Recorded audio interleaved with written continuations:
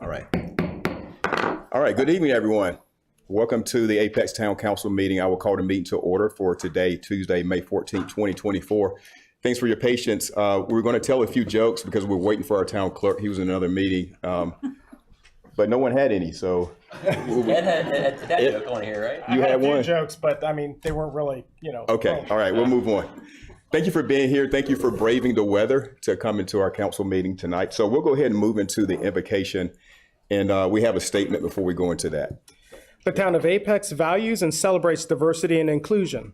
We see diversity as a strength that binds our community together. Inviting members from different faith communities to deliver the invocation at the beginning of our council meetings supports this unity.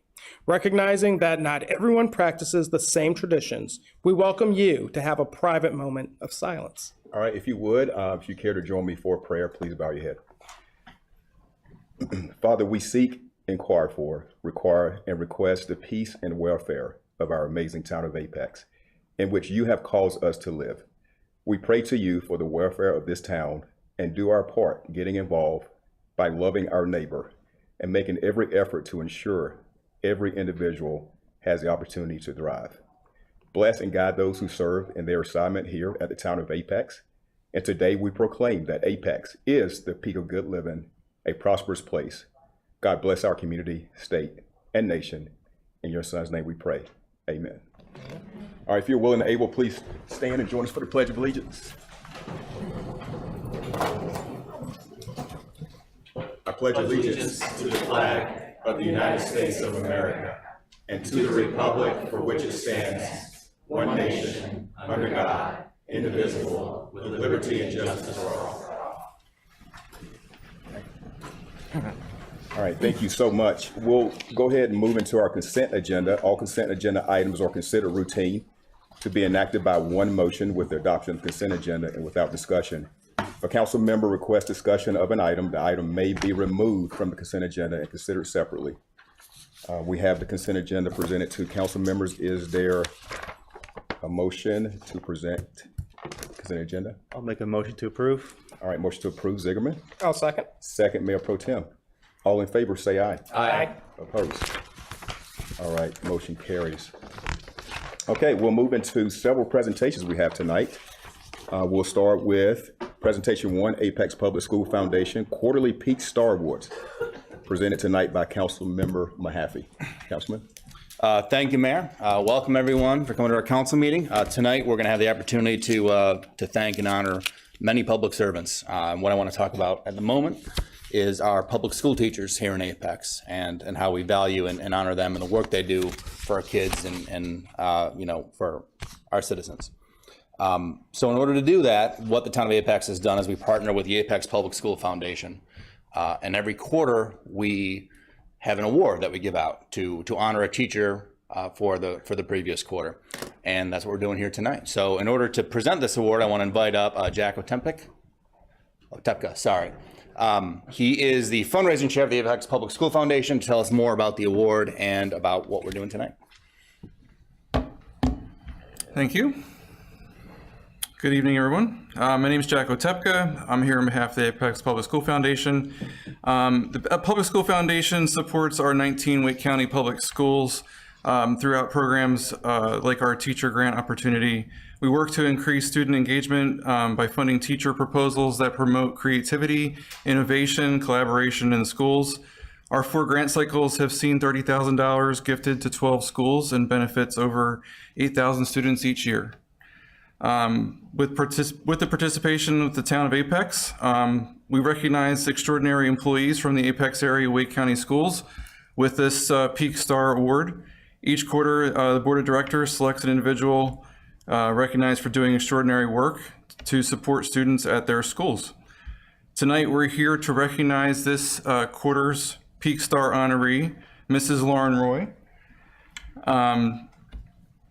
We received the nomination from Principal Kelly Wilson. It says, Mrs. Roy is an advocate for all children. She embraces the beauty and importance of creativity, problem solving, and risk taking.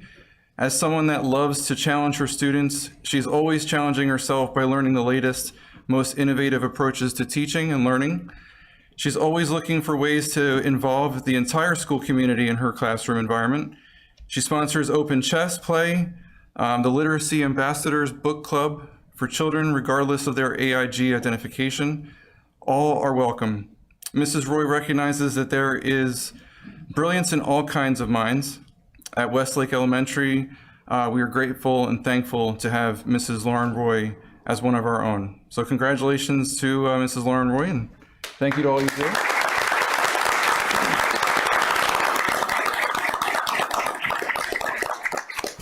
And Mrs. Roy will come up and she has a few words to say, and I think Principal Wilson does too. So, thank you all. Thank you. Let me do that.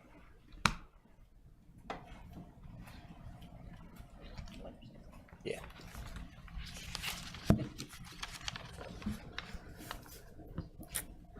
Esteemed members of the Apex Town Council, special guests, and community members, as the proud principal of Westlake Elementary, I just want to reflect tonight on what a feeling of gratitude and appreciation fills my heart as we come together to recognize the outstanding accomplishments and contributions of Lauren Roy, our school's AIG teacher. In honoring her dedication and expanding our gifted and talented identification program, she has worked to increase representation with underserved populations. We not only celebrate her individual achievements, but also acknowledge the collective impact that you have made on the work in our community. Ms. Roy's tireless efforts have not only grown our AIG program, but have also opened the doors of opportunity for students who may have otherwise been overlooked. She's increased access by 20% over the past 2 years to students in underserved populations. Through her unwavering commitment to excellence and equity, she's fostered a learning environment where every child, regardless of background or circumstance, has the chance to shine, thrive intellectually. Her passion, innovation, and dedication exemplify the very best of the Wake County public school system. In recognizing Lauren's remarkable contributions, we also extend our gratitude to the Apex Public Schools Foundation, the founding organization of the Apex Peak Star Award. This award serves as a beacon of recognition, honoring those individuals who go above and beyond to elevate our schools and empower our students. Through their support and advocacy, this foundation has played a pivotal role in fostering a culture of excellence and inclusivity within our educational community here in Apex. They sponsor yearly grants, which we were proud recipients of this year, teacher recognition, and community perks for our local educators to help bring and retain high-quality teaching staff in Apex area schools.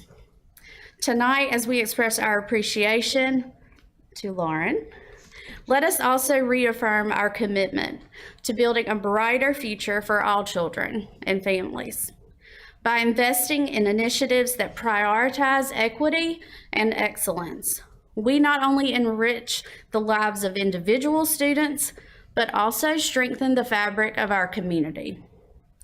On behalf of Westlake Elementary, I'd like to extend a heartfelt thanks to the Apex Public Schools Foundation, to the Apex Town Council, and to our entire Apex community for recognizing Lauren Roy's outstanding contributions. Let her dedication serve as an inspiration to us all, reminding us of the transformative power of education and the profound impact that one individual can have on the lives of many. Thank you.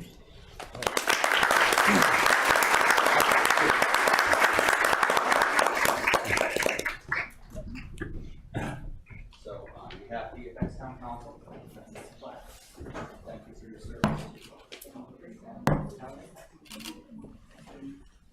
Let's have y'all stand right here in the middle, and then council, if y'all could just stay right there.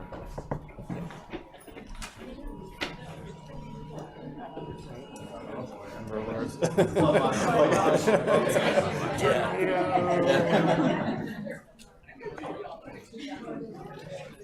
right, right here.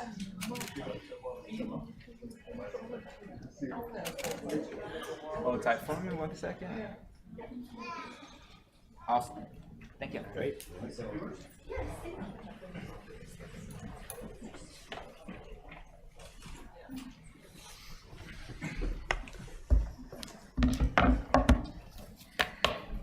Had to take an opportunity to advocate for my babies a little bit. Apex Public School Foundation members, Town of Apex Council members, ladies and gentlemen, as a proud product of Wake County Public School System and a graduate of Apex High School myself, yes, I'm deeply honored and humbled to stand before you tonight and accept this Peak Star Award. Having been nurtured by this community, I carry with me a profound appreciation for the values of education and community that define Apex. I am immensely grateful for the opportunities to contribute to the educational landscape of this wonderful town that I love deeply. I'm deeply honored and humbled to receive this recognition from APSF, and I'm constantly humbled by the work that they continue to do for our community. However, I stand here not as an individual, but as a voice for the countless gifted and talented children whose potential deserves to be nurtured and celebrated. I want to express my sincere appreciation to Kelly Wilson, whose unwavering support and belief in our vision have allowed us to create a nurturing environment at Westlake Elementary, where every child, regardless of their background or ability, can thrive and excel. To the Westlake Elementary School-Based Committee for Gifted Education, our dedicated PTA, and the Advanced Learning Services team at WCPSS, thank you for your tireless advocacy and collaboration in ensuring that gifted and talented children have access to the resources and support that they need to meet their full potential. But tonight is not just about celebrating past achievements, it's also about reaffirming our commitment to advocacy and equity in education. It's about recognizing that gifted and talented children are a precious resource, and it's our duty to provide them with the opportunities and challenges that they need to flourish. At Westlake Elementary, we understand that giftedness comes in many forms and that traditional measures of assessment may not always capture the full spectrum of a child's abilities. That's why we've implemented initiatives like K2 Explorers and Literacy Ambassadors and Open Chess Play Fridays, providing alternative pathways for students to showcase their talents and their strengths. But our work is far from done. We must continue to push for greater awareness, support, and resources for gifted and talented education. We also recognize that equitable access to gifted programming requires adequate funding. Despite immense potential of gifted and talented children, funding for gifted education often falls short. We must advocate for increased funding and resources to ensure that every gifted and talented child receives the support they deserve to thrive academically, socially, and emotionally. We must advocate for policies that ensure equitable access to gifted programs for all students, regardless of their background or their zip code. It is because of the support from groups like APSF that educators are also able to come a little closer to closing the funding gap. As I accept this award tonight, I do so not for myself, but for every gifted and talented child who deserves to have their potential recognized and nurtured. Together, let us be their champions, their advocates, and their voices. Thank you.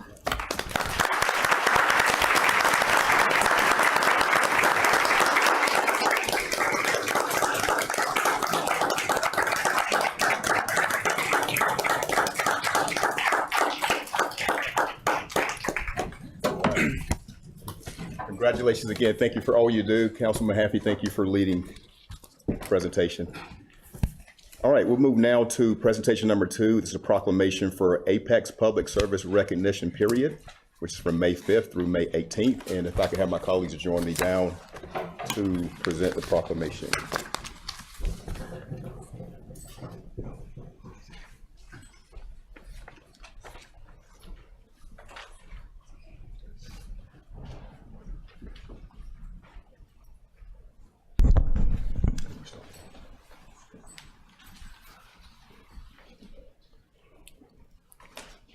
Okay, to kick off this proclamation, to recognize the many public servants that we have here. I know we oftentimes remember the police and fire because they run towards danger and help us, but there are so many other public servants that step up to make this community important, and it's a great pleasure to be able to lead this one off.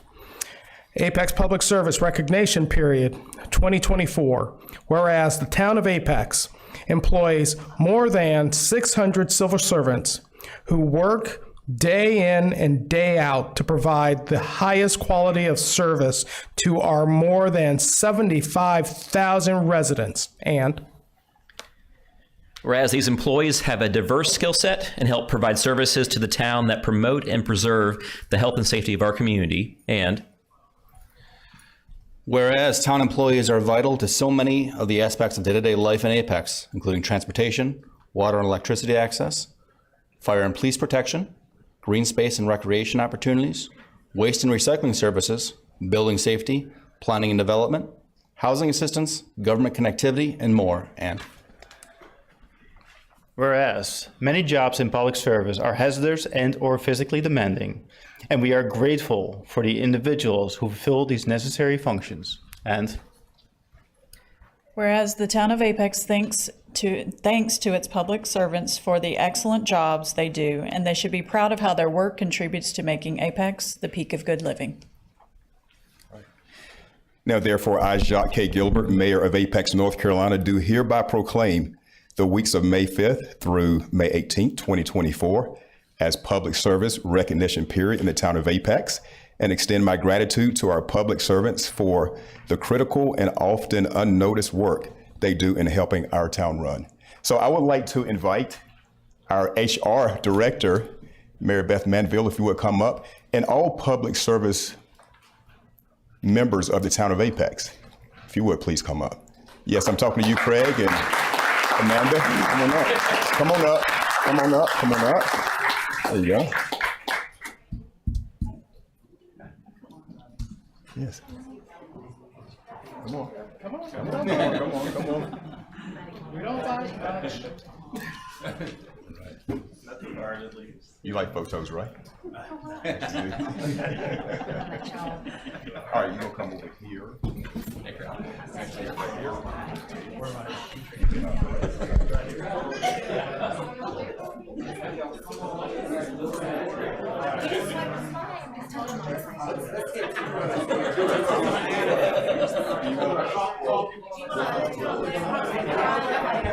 I always want people to do that. The beautiful people. Come on. The beach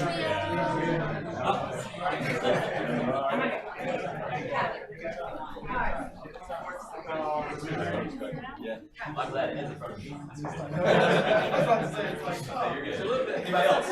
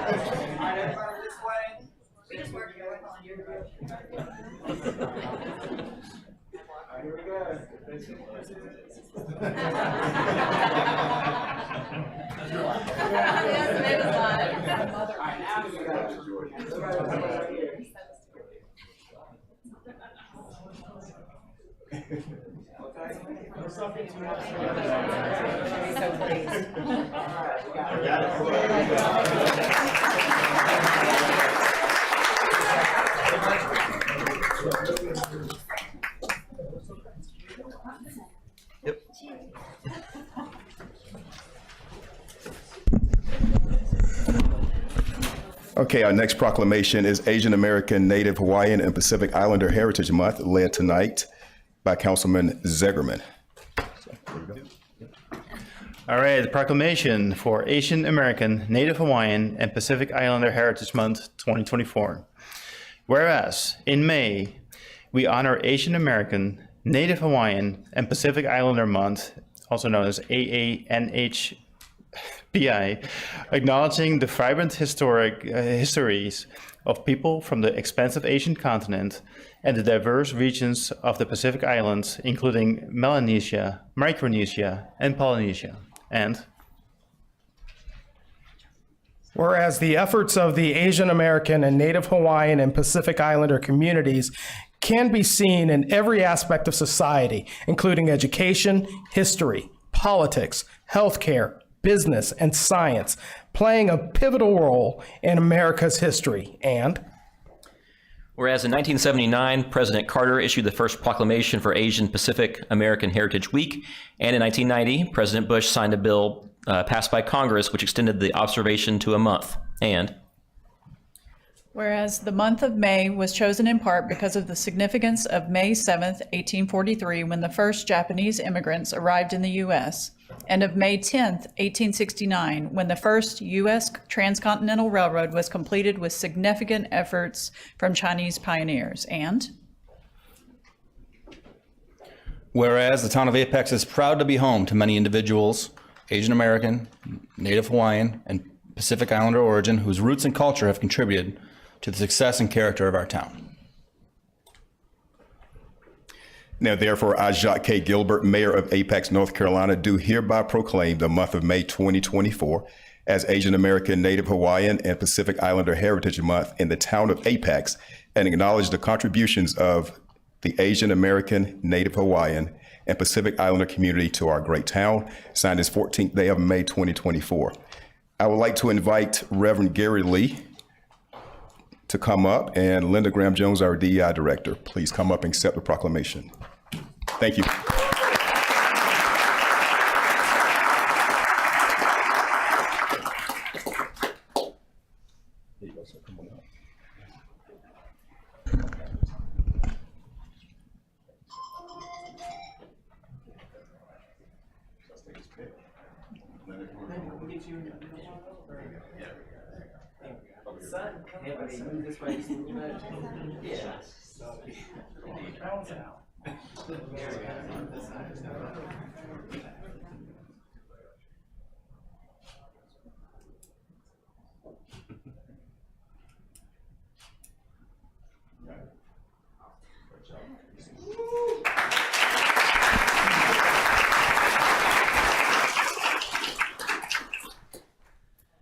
Just will share a little bit. I'm thankful for the city, or actually you guys can refer to it as town of Apex, the peak of very good living. We have lived here for 7 years, and we feel, my wife and I want to recognize my wife, Tracy, and my 3 kids. We have been I'm a faith leader, a pastor. We came here from California about 7 years ago. So we've been laboring in good faith for about 7 years here in the Apex Cary area, and we've enjoyed the support of Mayor Gilbert. He acts like my pastor in many ways, I'll be honest. And that's a high compliment. But he came out in support of us many times. During COVID, we actually met in the Apex City Park for a while. There is times when you guys extended faith breakfast to the faith community out here, and I came a few times there. I'm thankful for that time. I meet with a group of pastors every other week and another group of pastors every other month, and we pray for the city, the officers, the people who work here on a regular basis. So I just want you to know that you're prayed for and loved and cared for in a spiritual dimension. And I'm also just thankful for all the perks of the peak living here. My kids have enjoyed soccer here, and we've enjoyed basketball here. I've been able to volunteer coach here. It's been a good life, and we hope to stay here for a long time and make a difference. So thank you. I'm happy to honor the Asian community here today.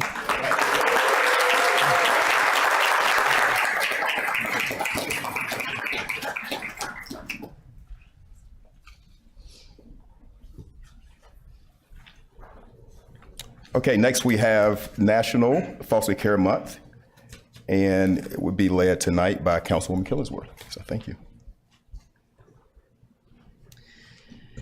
Proclamation for National Foster Care Month 2024. Whereas the children in our community are vital to our future, and all children deserve to grow up in a loving, nurturing, and safe place to call home, and Whereas there are currently 10,848 youth in North Carolina foster care system, including 404 that are within Wake County. And whereas the primary goal of foster care is to provide safe and stable homes through the compassion and support of a foster family or kinship family. And whereas foster families and kinship families play a vital role in helping children who have experienced a crisis in their home lives heal and reunify with their families, and in helping them launch into a successful adulthood. And whereas National Foster Care Month is a time to recognize the foster parents, child welfare professionals, and advocates working tirelessly to ensure our children's safety, well-being, and permanence, and to spread awareness on behalf of the hundreds of youth in foster care in Wake County. Now, therefore, I, Jacques K. Gilbert, Mayor of Apex, North Carolina, do hereby proclaim the month of May 2024 as National Foster Care Month in the town of Apex, and encourage all residents to volunteer their time and effort to raising awareness of the need for a robust foster care system, and to recognize the families, individuals, and organizations that provide this important resource to our children. So thank you.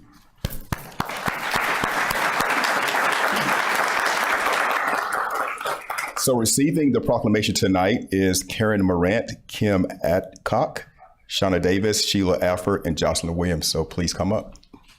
Thank you.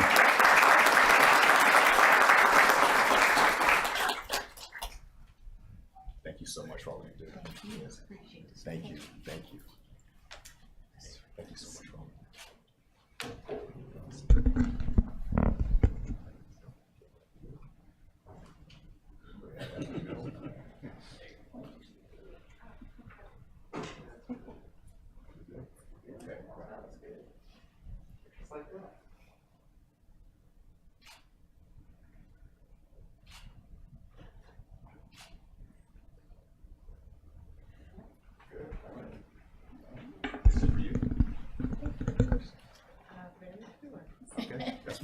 Short and sweet. Thank you for the opportunity to bring awareness to foster care. And if you have any interest in being a foster parent, please contact Foster for Wake at wake.gov.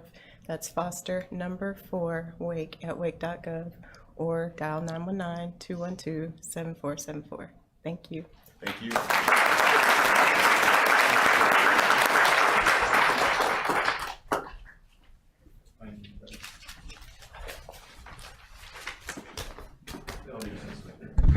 All right, the next proclamation we have is National Police Week 2024. Let's go. Yes.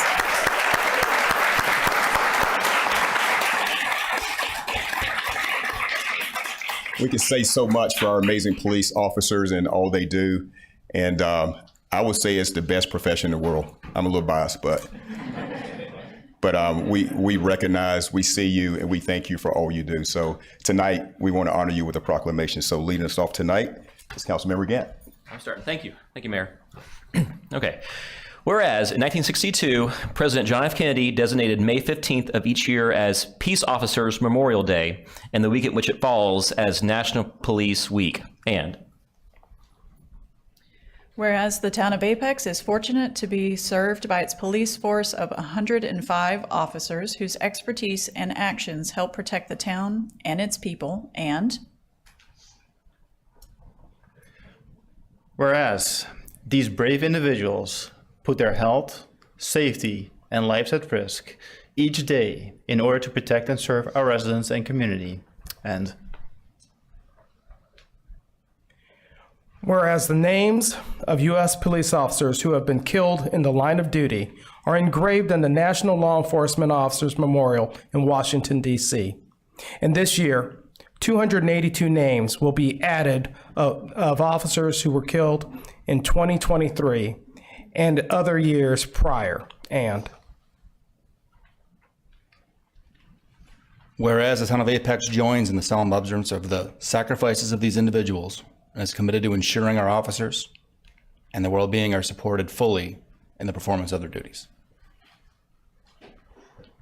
Now, therefore, I, Jacques K. Gilbert, Mayor of Apex, North Carolina, do hereby proclaim the week of May 12th through May 18th, 2024 as National Police Week, and further proclaim May 15th, 2024 as Peace Officers Memorial Day in the town of Apex in honor of our incredible police officers and the selfless work they do in order to safeguard Apex and its people. Signed this 14th day of May 2024.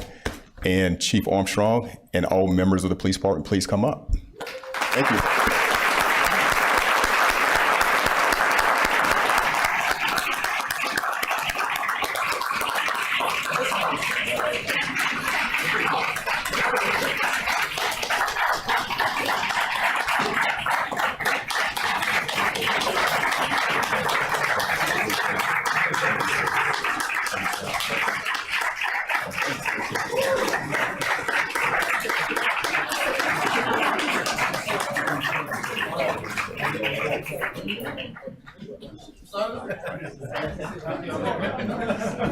Everybody squeeze in as much as you can. Don't be ashamed to get in the middle.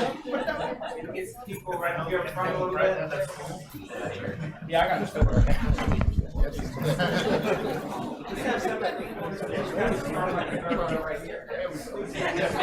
Try that.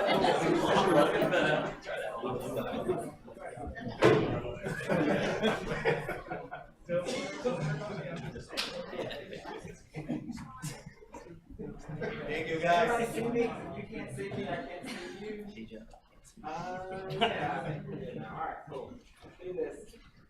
Everybody look this way. Team Apex, please. We got a branded thing. Hold tight. All right, one more. For prosperity. 3, 2, 1. All right. Woo!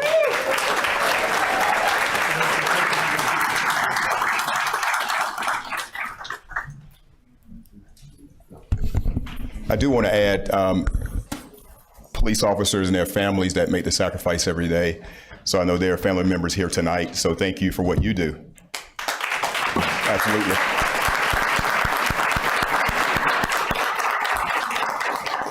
And as a part of National Police Week, I want you guys to know that our 100th Street Water Tower will be lit blue starting tonight all the way through Sunday in your honor.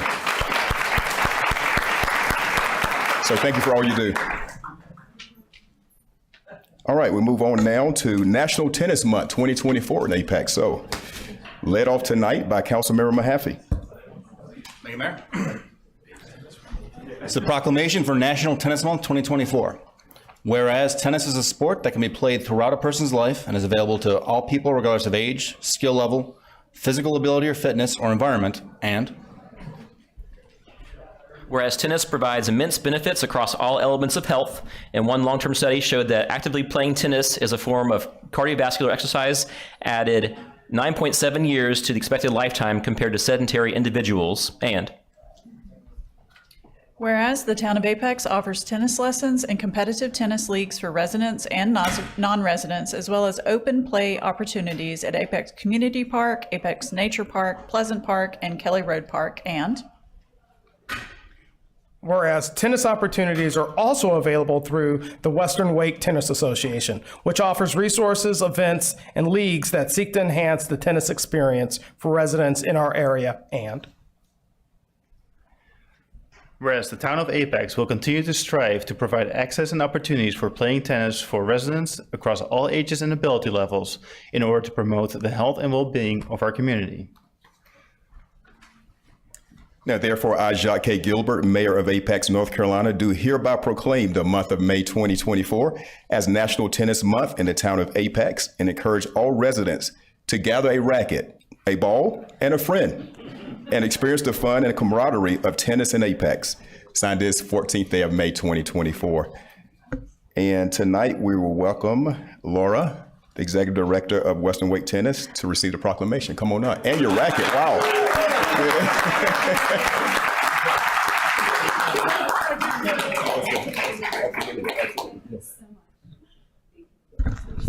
like my racket. I can take the money out.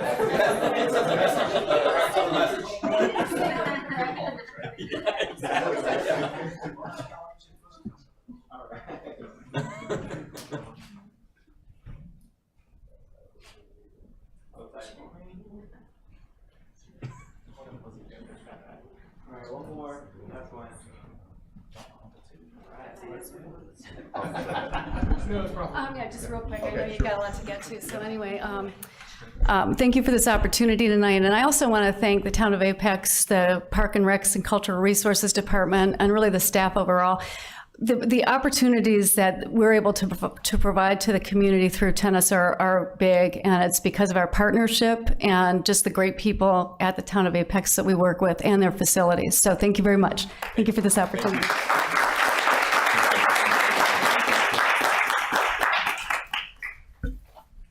Okay, we have one more proclamation, and definitely want to recognize our professional municipal clerks and all they do. So they have no idea. So this is a surprise. And last week was Professional Municipal Clerks Week. And so we want to recognize them for the amazing work that they do. So leading the proclamation off tonight is Mayor Pro Tem. Honored to kick off our commemoration of the 55th Annual Professional Municipal Clerks Week. Whereas the Office of the Professional Municipal Clerk, a time-honored and vital part of local government, exists throughout the world. And whereas the Office of the Professional Municipal Clerk is the oldest among public services, and whereas the Office of the Professional Municipal Clerk provides the professional link between the citizens, the local governing bodies, and agencies of government at other levels, and whereas professional municipal clerks have pledged to be ever mindful of their neutrality and impartiality, rendering equal service to all, and whereas a professional municipal clerk serves as the information center on functions of local government and community. Whereas professional municipal clerks continually strive to improve the administrative of the affairs of the Office of the Professional Municipal Clerk through participation in education programs, seminars, workshops, and the annual meetings of their state, provincial, and county and international professional organizations. Whereas it is most appropriate that we recognize the accomplishments of the Office of Professional Municipal Clerk.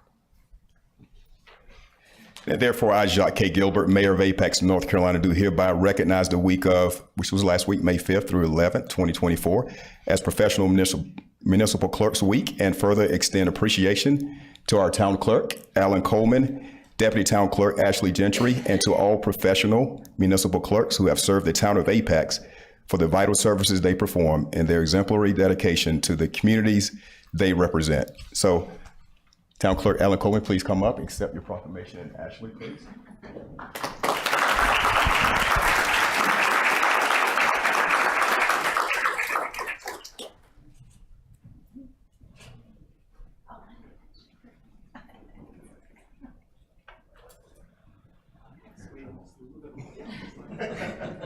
Each one.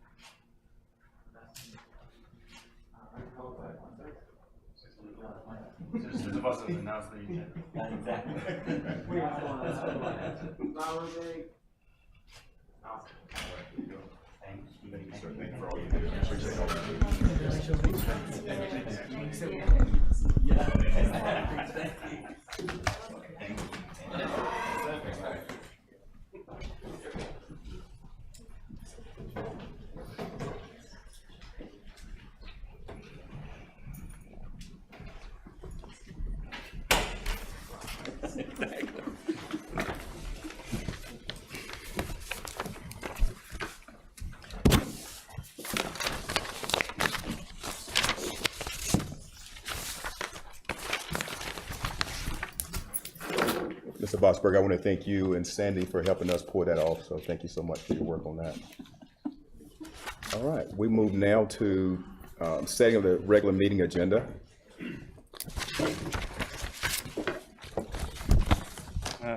Actually, hold on, I'm sorry, we're jumping ahead. We have presentation 7, Western Big Branch Area Update.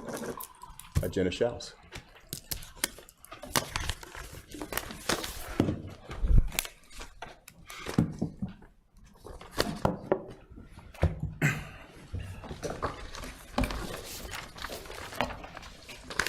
Hi, good evening.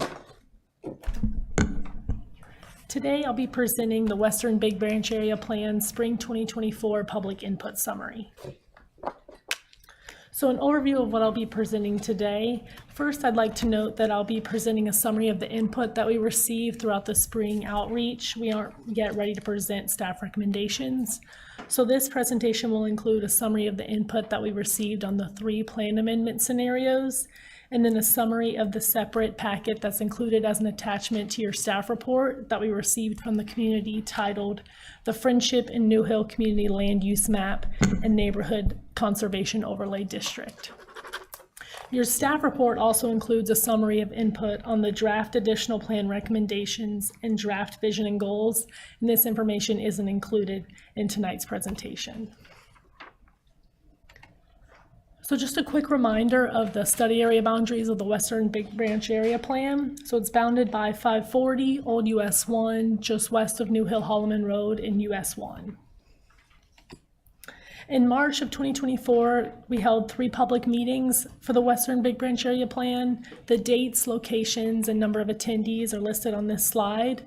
And at each meeting, attendees were asked to review a recorded presentation and review and provide input on the materials. This exhibit displays the locations of where meeting attendees live or work, and the study area is outlined in black right here, and the green dots represent where people live, and the red are where people work.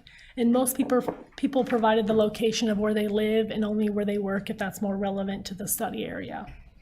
And we received, most of the attendees live within the study area, and we received a good distribution of people throughout the study area who attended these meetings. An online opportunity was also provided to provide input, and the meeting materials were posted on the project website on February 20th, and an online survey was open from February 20th to April 1st.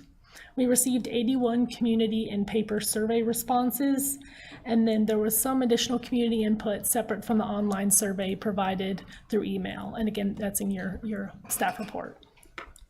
There were 474 views of the recorded presentation on YouTube, and this is the presentation that was played during those 3 public meetings. And that presentation included the August 2023 public input summary, the draft study area vision and goals, the plan amendment scenarios and information on how to provide input, additional plan recommendations, and next steps in the planning process. Just a quick introduction to the 3 scenarios. So as the scenario number increases, generally the land use intensities increase and the transportation network expands. This slide displays the results of the input that we received on the 3 scenarios. So the most preferred scenario was scenario 1, followed by 2, and finally scenario 3. And this table displays the breakdown of how the respondents ranked the 3 scenarios, with the final row listing the weighted rank. So for each of the 3 scenarios, I'm going to share the general input that we received, followed by the land use specific input and the transportation input. This table displays the general comments that we received on scenario 1, and I'm going to go through the comments that we received multiple times and then provide a few moments for anyone to read the ones that we received once. So the first comment that we received multiple times is to maintain the rural feel of the study area, meaning the low density and few number of vehicles. Comments to leave us in the area alone, to keep the area the same. While also comments noting that it's not realistic to expect this area to stay the same. And then comments in support and against this scenario. And then this last row at the bottom is noted with an asterisk because it was included with the packet of information. So that was a large group of people.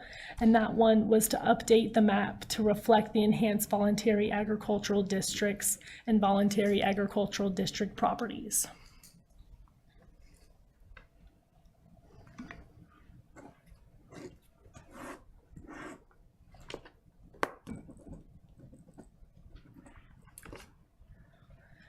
This exhibit displays the location-specific land use comments, and on each of the exhibits like this, the circle size corresponds with the frequency of that comment. So we received comment number 1, the most often, being to change the Kilcastle Farms properties to rural density residential, and then comments 2 through 5 we didn't hear as often as number 1, with 2 being to change both sides of New Hill Holloman Road to lower rural density apart from the US 1 interchange. 3, in support of the rural transition density along Hazelhurst Circle. 4, to change 3601 Friendship Road to rural density residential. And 5, to change both sides of Friendship Road to rural density residential. This next list of comments are the general land use comments that we received, so they're not displayed on the map.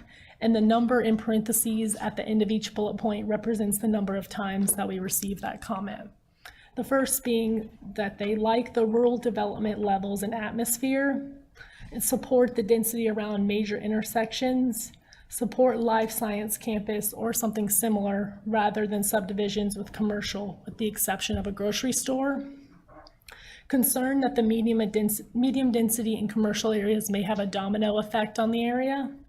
And finally, that the US 1 NC 540 area should not be fully preserved to provide options for people to live and work in this area. Now moving to the location-specific transportation comments. The ones that we heard most often are 1 through 3, with 1 being to shift Richardson Road away from Country Haven Lane and Bosco Road.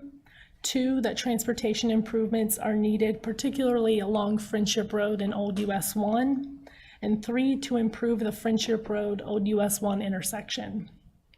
Comments 4 through 6 we received multiple times, but not as often as 1 through 3, with 4 being against the New Hill Loop Collector, 5 against the Richardson Road extension, 6 against the Friendship Road widening, with 1 comment noting to protect the historic structure along that roadway, 7 in support of the side path along Old US 1, or excuse me, moving on to 7 through 12, we didn't hear as often as 4 through 6. With 7 being in support of the side path along Old US 1, 8 support the removal of the Bosco Road Collector, and just to clarify, the adopted transportation plan includes a collector street in this area, and it's not shown on this map because under scenario 1, that collector street has been removed. So comment 8 was in support of that change. Comment 9 is support the Richardson Road, Bosco Road alignment. 10, close the Friendship Road Bridge. 11, against the removal of bike lanes from Friendship Road. And 12, against the collector street between Friendship Road and Pleasant Plains Road. We received 1 general transportation comment that wasn't location specific, and that's that bicycle lanes are needed. And then moving next to scenario 2, titled Incremental Change. The general comments that we received on scenario 2 multiple times include do not support, to leave us in the area alone, and that this is the best balance of development and road improvements, and that this is good overall.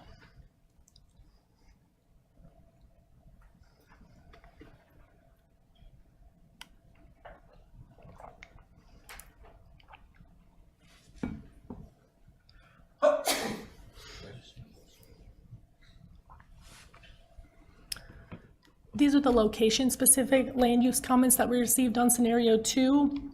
Comment 1 we received most often, and that's to prefer the rural transition density instead of medium density around Hazelhurst Circle.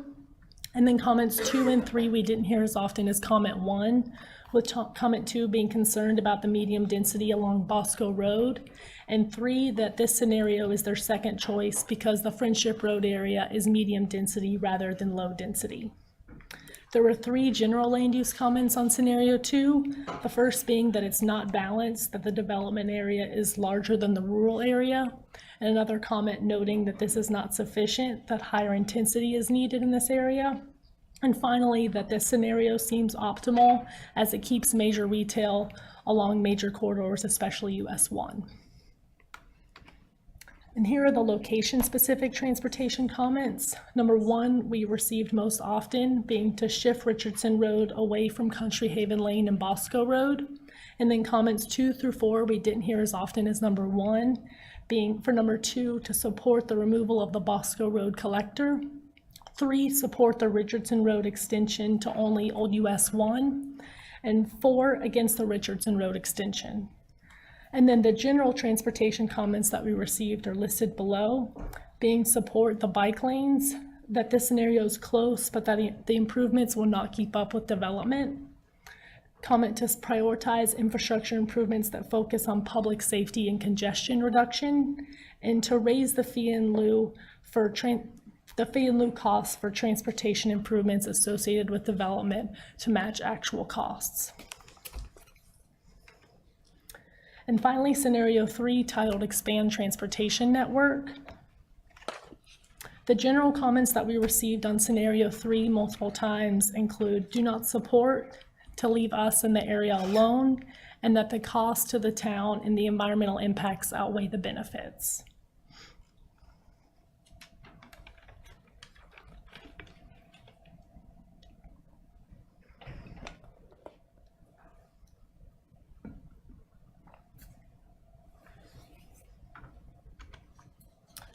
We received 2 location-specific land use comments on scenario 3, with the first one we heard most often, and this one was actually included in that separate packet of input, and that was against the medium density or high density around Old US 1, Friendship Road, and Hume Olive Road.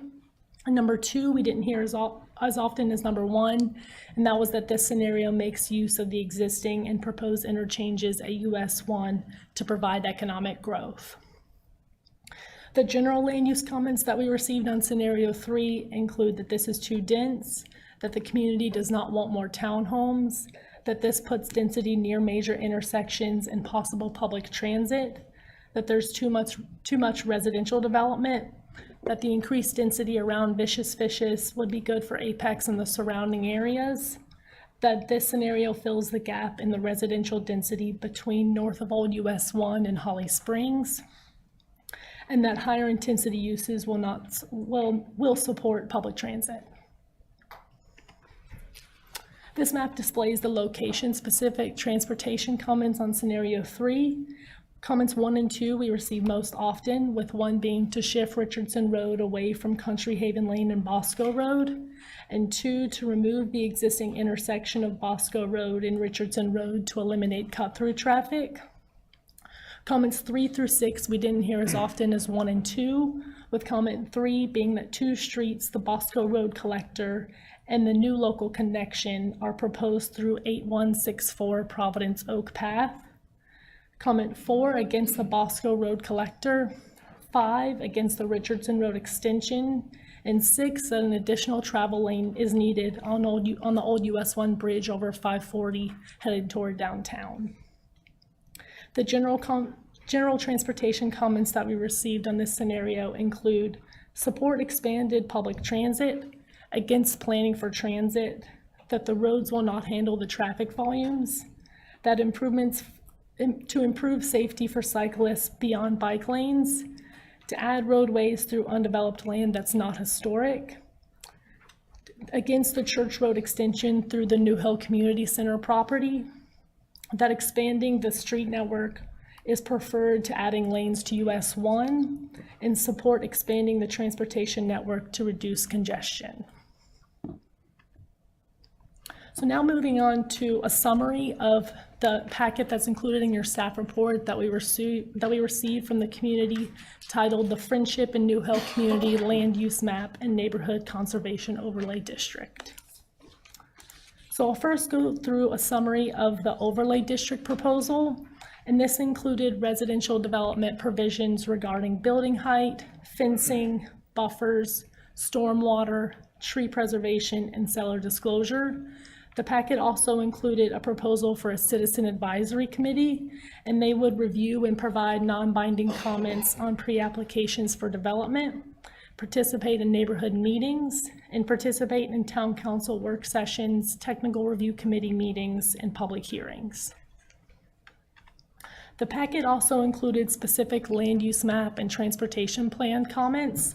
The land use map comments included, or for residential development, were to have a density of no more than 1 house per acre, and this aligns with the town's rural transition density land use category. There were also land use comments on commercial development, and that was to target this type of development along Old US 1, New Hill Holloman Road, and future Richardson Road, and to not allow mixed-use commercial development with residential development. And finally, comments to encourage agritourism. The transportation plan specific comments in that packet include to focus on improvements to perimeter roads, including Old US 1, 540, and New Hill Holloman Road, and to minimize interconnectivity and to shift future Richardson Road east. So the next steps in the planning process include to prepare and release a draft plan for public comment and to develop a final draft plan and hold public hearings. I'm here to try to answer any questions that you may have. Jenna, thanks for that update. And I know there's been a lot of work involved with this, so appreciate you and staff get it done.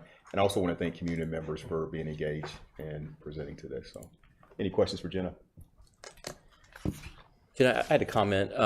I was part of the 2045 land use map update, and I recall some similar sentiment as what you're describing here about leave us alone from some of the neighborhoods. And then 3 years later, they were calling me and saying, Brett, like, please help us develop this land. Help us with this process to develop the land. And so that led to bad outcomes, in my opinion, of people who didn't want development and who wanted development side by side. And I was just wondering if you have a reaction to that experience I've had.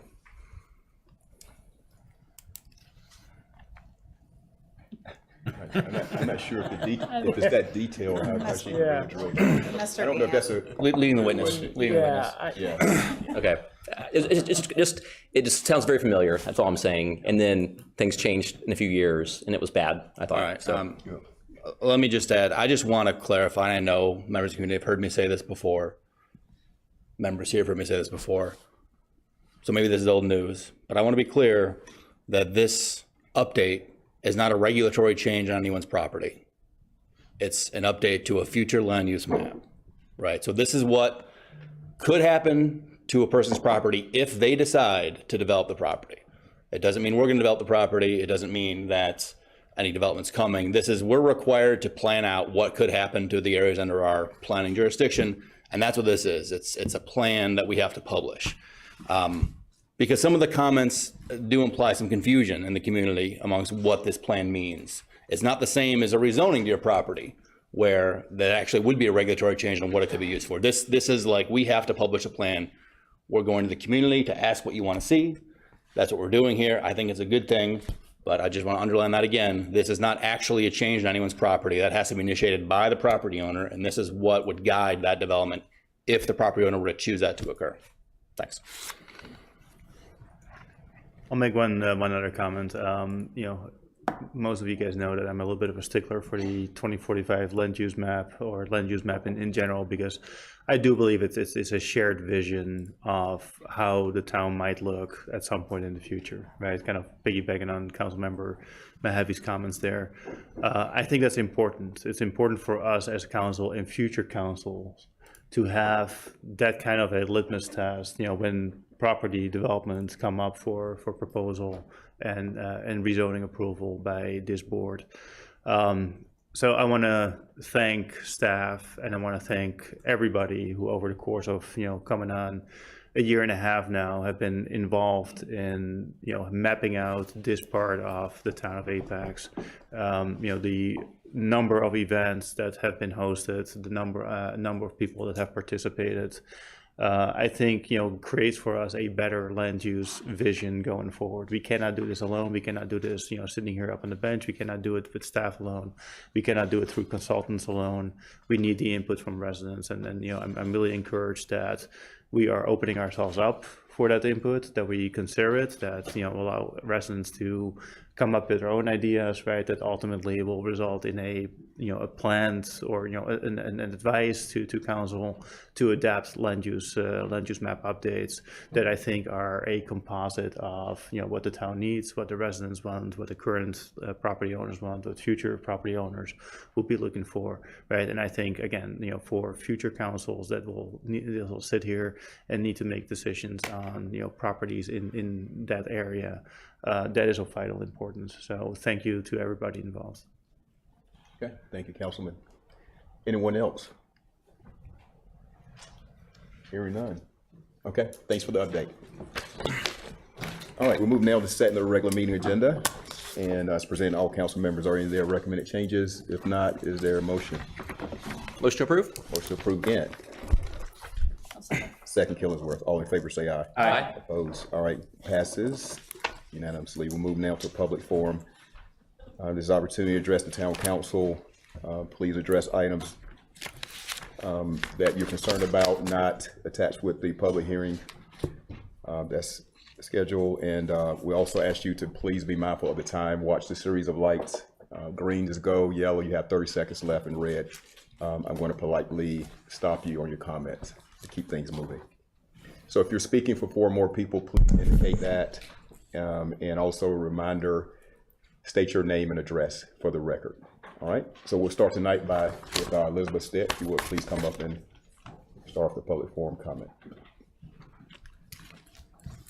Elizabeth Ray Stitt, 3113 Friendship Road, Mayor and Town Council. Good evening. I signed up first so I could go right behind Jenna. Jenna has done a fabulous job presenting the planning board, presenting to you tonight, working with us in the community. So her and her staff, I have to say thank you for all the time they spent. So I am part of the group that is proposing the overlay district. So I'd like to address a couple things first. If you look at the owners within that corridor, nobody has sold out or developed since 2019. And most of us that are left have no plans of going anywhere. So I appreciate you may have had some bad experiences, but I want to reassure you that's not on the current horizon. I'd also like to reassure you that there's no misunderstanding, that this is a land use map, that this is not the town annexing us, this is not the town changing our land zones or anything of that nature. What our response back is, we are coming to you with what we want because we have seen development around us that's not consistent with who we are as a community. And we know that if we don't take the time to engage and say, look, you did project X, Y, or Z, we raised concerns and objections, you outvoted us, and clearly we don't have a vote for any of you because we don't have a right to vote in town elections. You haven't heard us. You still move forward with the projects that you decided on. So through this, we looked at the 3 plans and none of them really fit. And we kind of joked about, it's kind of like, it's a guy coming up saying, hey, you want to go out on a date? What do you want to do? And you're like, oh, I don't know. And they suggest 3 different things, when it'd be better for us just to say, hey, this is what we'd like to go do on the date. So this is a date between us and the town. So there's going to be many more conversations. I don't expect us to cover everything in the last 56 seconds I have. A couple things I want to call out is our proposal is in the packet from page 269 to 297. And our goal is not anti-development. We've actually proposed 4 times the amount of residential density that exists there today. We have made recommendations on what type of commercial development.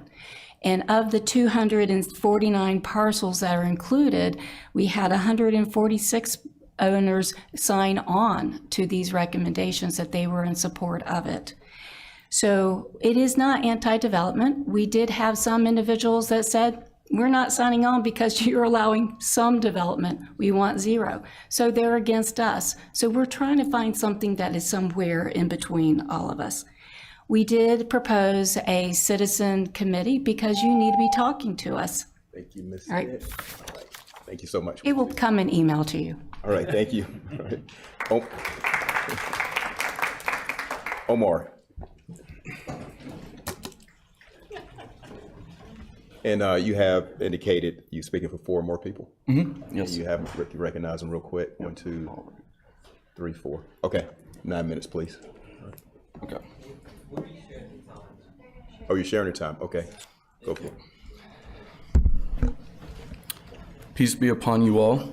Today, I'm going to tell you why the safety of Palestinians in Palestine is directly correlated to my safety here in America, despite its geographical distance.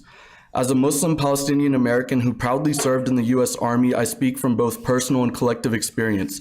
The plight of Palestinians resonates deeply within our community as it reflects a struggle for justice, dignity, and human rights. My service in the U.S. Army exemplifies the diversity and strength of our nation, built on the principles of equality and liberty for all. Yet as a Palestinian American, I cannot ignore the controversy of advocating for freedom abroad and turn a blind eye to the injustices committed against my people in Palestine. While I was active duty, a sergeant, someone entrusted with leadership and authority, expressed that if it were up to her, all Palestinians would be obliterated off the map. Hearing those words from someone in a position of power was not just shocking, it was deeply disturbing. What struck me most was the realization that individuals harboring such extreme and hateful views are the very ones we entrust with guns and send to the countries where Palestinians reside. While the conflict may seem distant, its ramifications are felt locally. The Palestinian diaspora, including many within our city, grapple with the anguish of displacement, loss, and the constant fear for the safety of themselves and loved ones. The trauma inflicted by the ongoing violence runs back generations, leaving a profound impact on mental health and community cohesion. Moreover, our city's commitment to human rights and social justice demands that we stand in solidarity with oppressed communities around the world. Just as we advocate for justice on local issues, we must extend our support to those facing systemic injustice and violence elsewhere. Silence in the face of adversity condones violence and perpetuates oppression. It is silence that got UNC students Dia Barakat, Yusur Abu Salha, and Razan Abu Salha killed in Chapel Hill. Got Wa'dia Al-Fayoum, a 6-year-old Palestinian American boy, stabbed to death by his neighbor, and got 3 Palestinian Americans in Vermont shot. These crimes were a direct result of the U.S.'s involvement in decades of vilification and dehumanization of our community, and were undoubtedly fueled by hatred and bigotry. Would you sit here and tell them their lives don't matter if they were standing here today? Silence speaks volumes. Just last week, a woman took a 10-second clip of me walking with a Palestinian flag and fabricated a story of me aggressively following a Jewish family. I walked with cadence in this video, something that was drilled into my head during my time in service.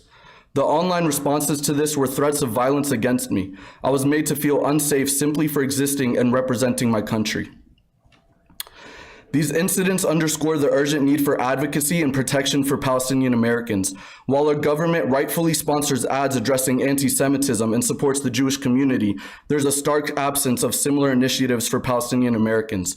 This disparity in support leaves Palestinian Americans vulnerable to targeted attacks and hate crimes because of their ethnicity or perceived political affiliations. Allowing discrimination against Palestinians on foreign land not only violates their human rights, but also jeopardizes the safety and security of Palestinian Americans at home. It undermines America's credibility, fosters resentment and radicalization, and sets a dangerous precedent for the erosion of civil liberties and human rights. Every great movement has faced resistance, ridicule, and even violence, but it's the unwavering commitment of individuals and communities to stand firm in their convictions that ultimately drives change. Whether it's advocating for marginalized communities, fighting against systemic injustice, or speaking truth to power, our actions today shape the world we leave for future generations. It is imperative that we stand against discrimination and oppression wherever it occurs, both as a matter of principle and to ensure the safety and well-being of all Americans. I will continue to be a voice for the voiceless even when my voice shakes. I took an oath to defend the principles of freedom and justice, not just for me, but for all. Thank you.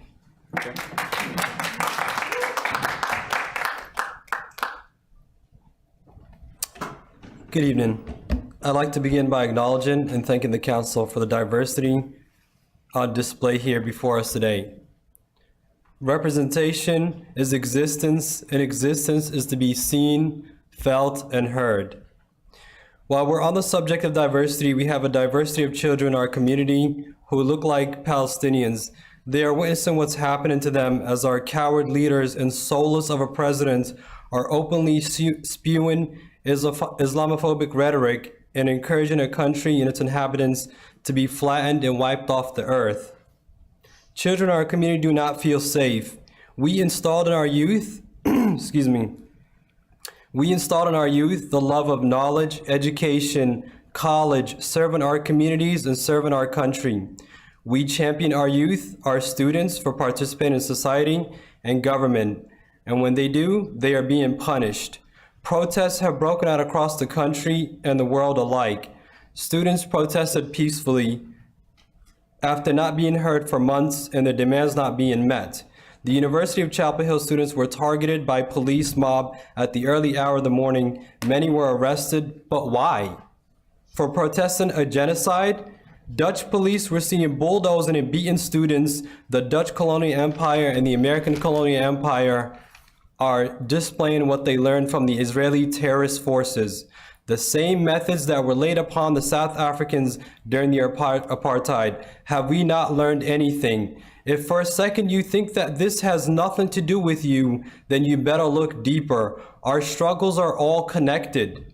If anybody's freedom offends you, then you need to check yourself. The hypocrisy of our children being sent to war and die, but not being able to protest a war is unfathomable. The latest resigning of top American military personnel and the soldiers coming back home and committing suicide should at least have you question why. As we draw parallels of student protests, we cannot forget the Greensboro luncheon protest started by 4 Black students against segregation. This is a survey taken in the 1960s that I will be given to you in a second. On the first day, 4 students sat in. The second day, 25 more joined, and the third, 63 students joined. By the 5th day, more than 300 demonstrators had joined. 4 local men against a system that prevented them from having any rights for the last 100 years after their own liberation in the 1960s. Their movement spread to many southern states, fueling changes which transcended into a global recognition, the process which brought down segregation. Thank you so much. Could you please give your name for the record also? Yeah, Zane Zanta, 1100, Bryan Mar Oak Circle, Apex. Thank you. Thank you. Lorraine Meehan.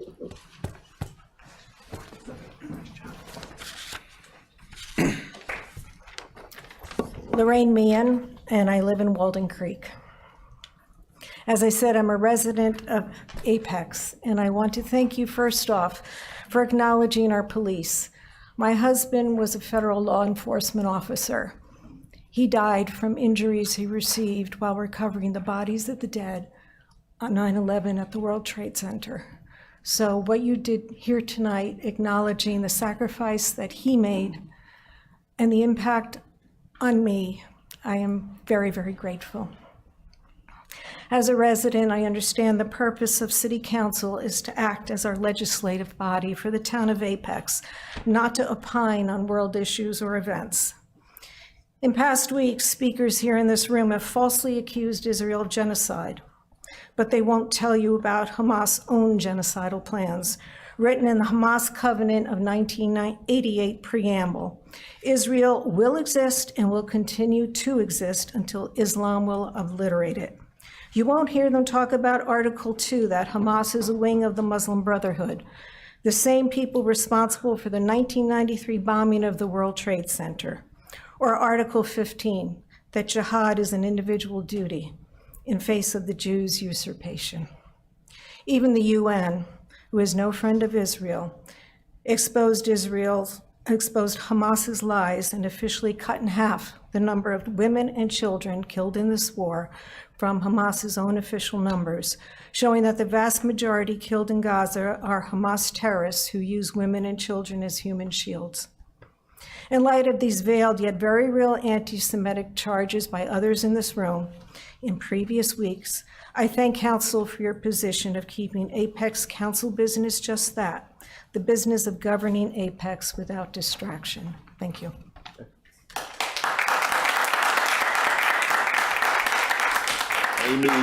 Amy Rosenthal.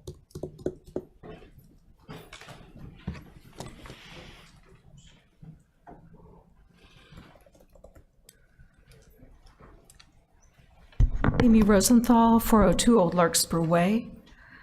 No doubt you have seen the explosion of anti-Semitism, in other words, hatred of Jews, appear on campus here in North Carolina and across the country.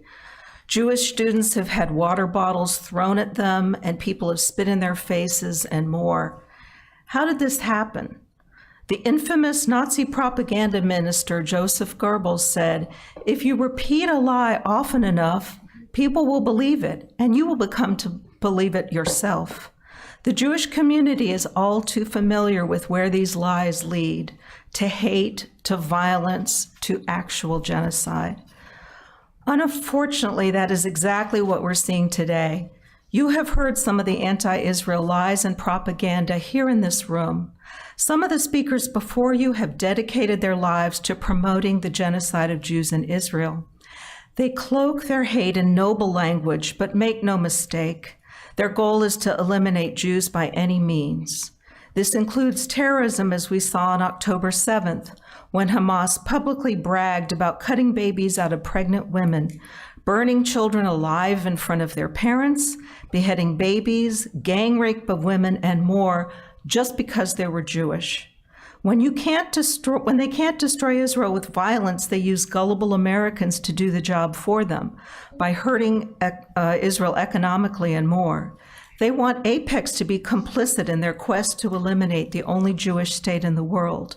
They want Apex to hop onto the bandwagon of hate. Others who parrot lies about Jews are intellectually lazy, believing the anti-Semitic propaganda without question so that they'll be accepted by the mob. They call it love bombing, and it works on weak minds. These are the new Nazis. You are probably tired of hearing them. You have a city to run. Thank you for standing strong against anti-Israel lies. Thank you for standing against anti-Semitism.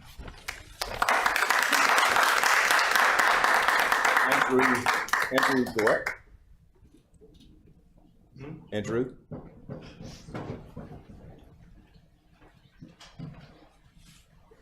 Hi.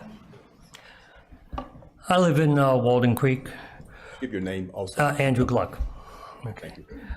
First, just to address what was said here earlier, there's never been and still isn't a sovereign country called Palestine. It's never existed. And Hamas still calls for the destruction of Israel. I love the accusations against Israel of apartheid have been made. I want to point out virtually no Jews presently live in Arab and North African nations today. Over 850,000 Jews were kicked out from those countries when Israel was founded in 1948, all victims of apartheid. They were told to leave with just what they could carry or they would be killed. They were absorbed by the state of Israel, which has been the Jewish homeland for over 3,000 years, disproving the lie that Israel is a white racist country. Remember, Israel even went with great peril and rescued over 15,000 Jewish Ethiopians from the country while a civil war was going on and brought them to Israel. To have to even come here and say anything as the town of Apex is supposed to focus on the town of Apex issues only. But unfortunately, we have misinformed and hateful people who want to bring world issues to a peaceful town. And remember, over 80% of this country supports Israel over Hamas. Don't fall for the lies and hate, because that's all they have. Thank you. Or none.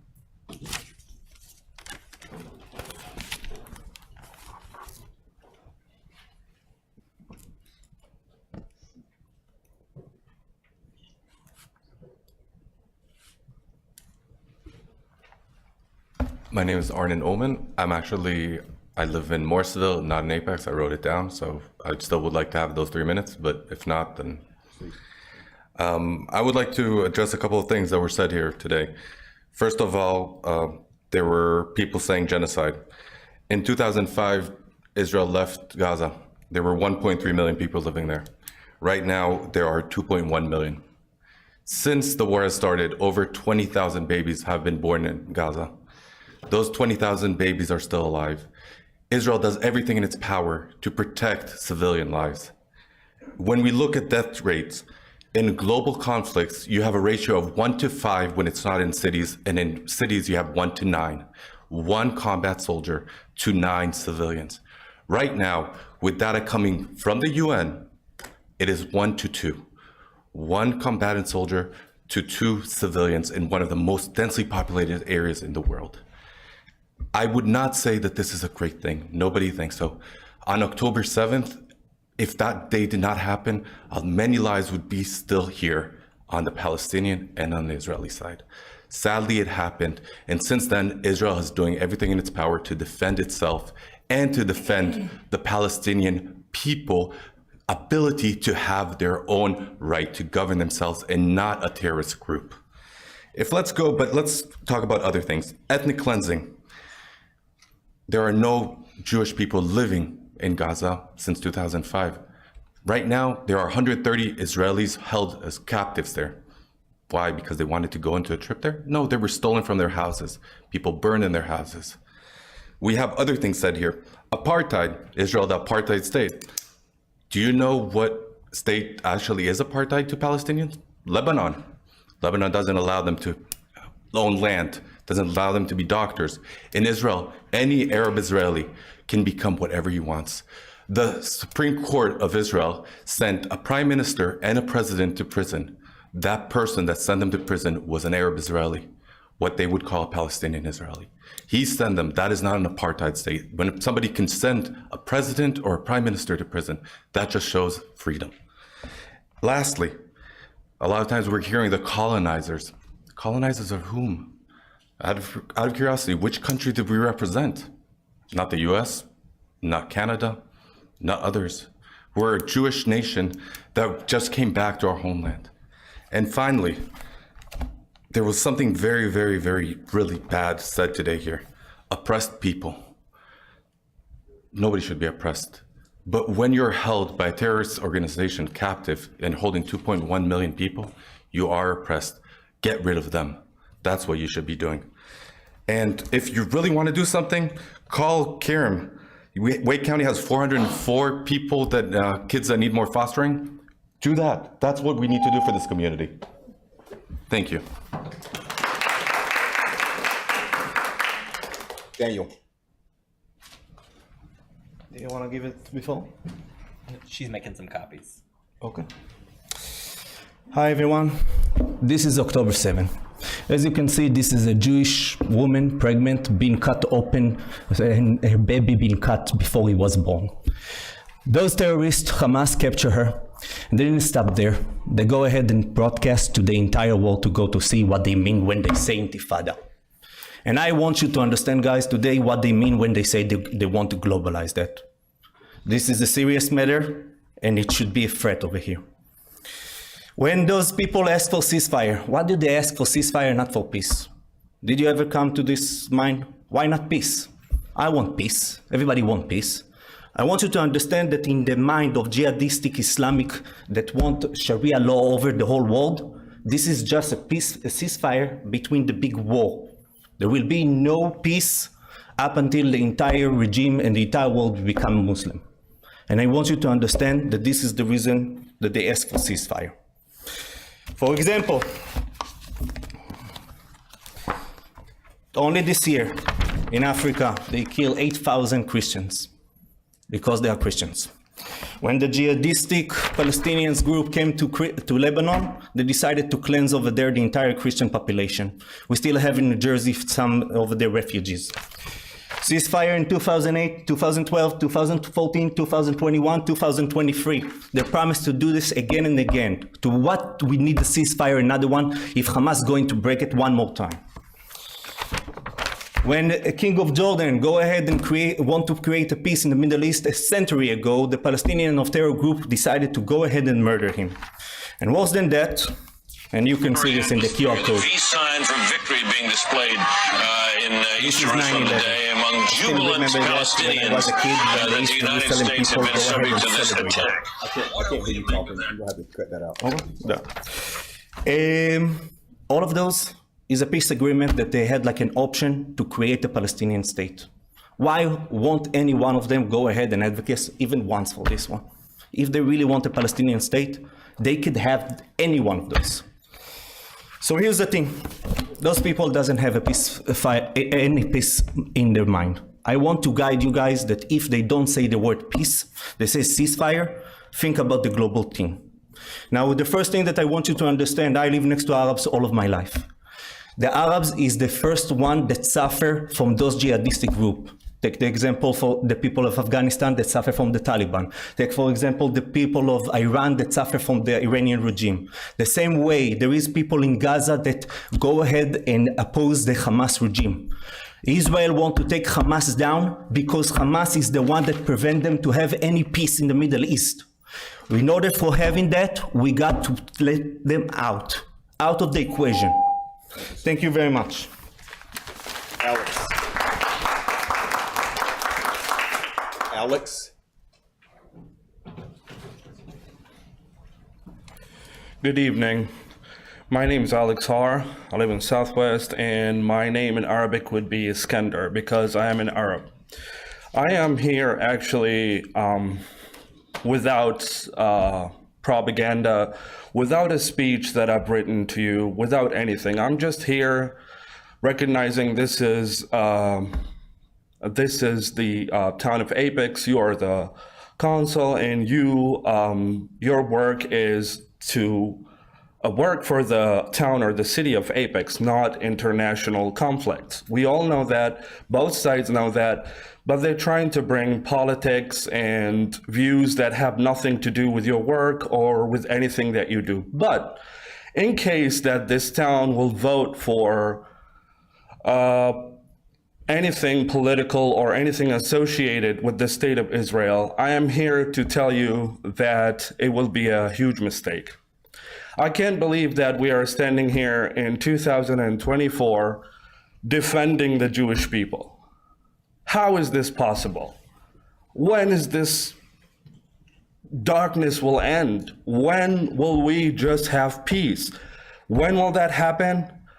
When jihadi terrorist groups such as Hamas stop killing Jews, when people stop advocating for murder, for genocide. What is genocide? Genocide is when they say min al-maya lil-maya, like a very known anti-Semite that live in the triangle, and everybody go and give her a mic. They keep saying these things. They keep saying from the river to the sea. A lot of Americans don't even know which river and which sea, unfortunately. They just repeat this because of lies they hear.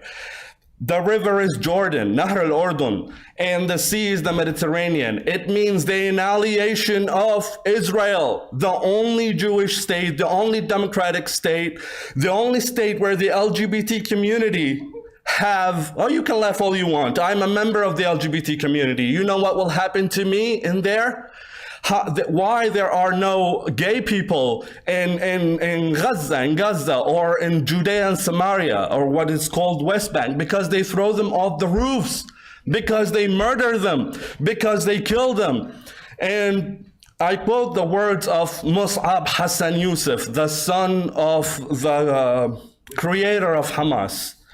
He says this is a struggle between light and darkness. Why do we defend the state of Israel? Because Israel is the light in there, the only democratic state in there, the only state that have, yes, black people who are not discriminated against, gay people who are not discriminated against, minorities who are not discriminated against.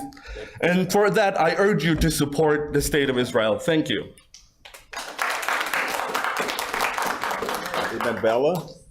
Amen, Bella.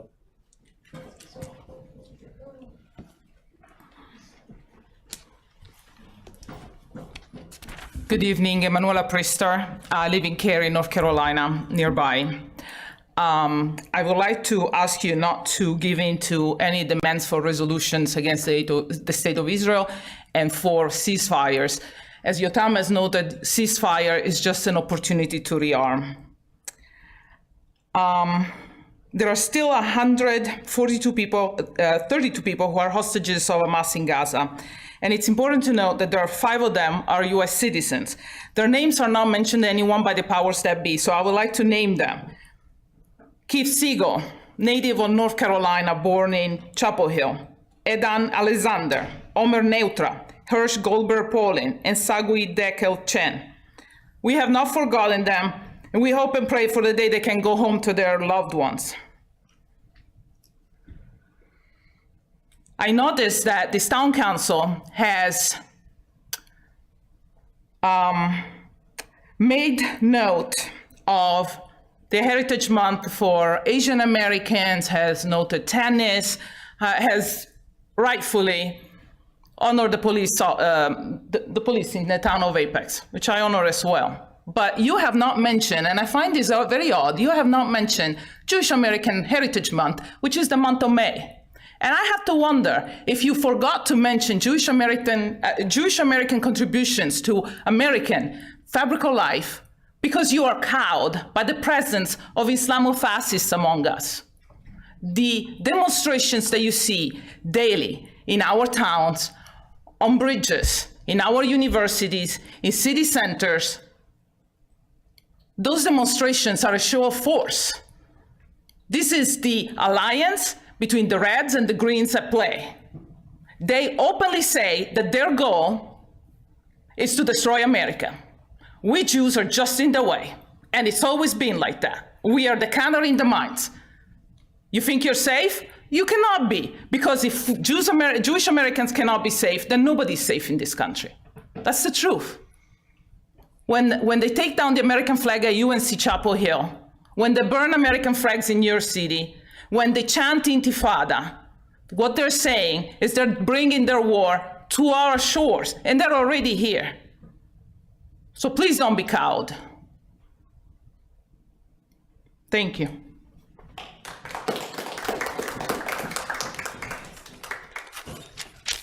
Alex Rex. Did you sign up twice, Alex? Yes. Okay. All right. No, we're done. This is. No, sir. We're done for public forum. Thank you so much. We'll see you next time. I'm gonna close out public forum for this time, and thank you for all for coming out tonight. All right. Move now to. Quick break. We'll clear out. Okay. All right. Let's take a 10-minute recess. So be back at 7:50. All right. Your call.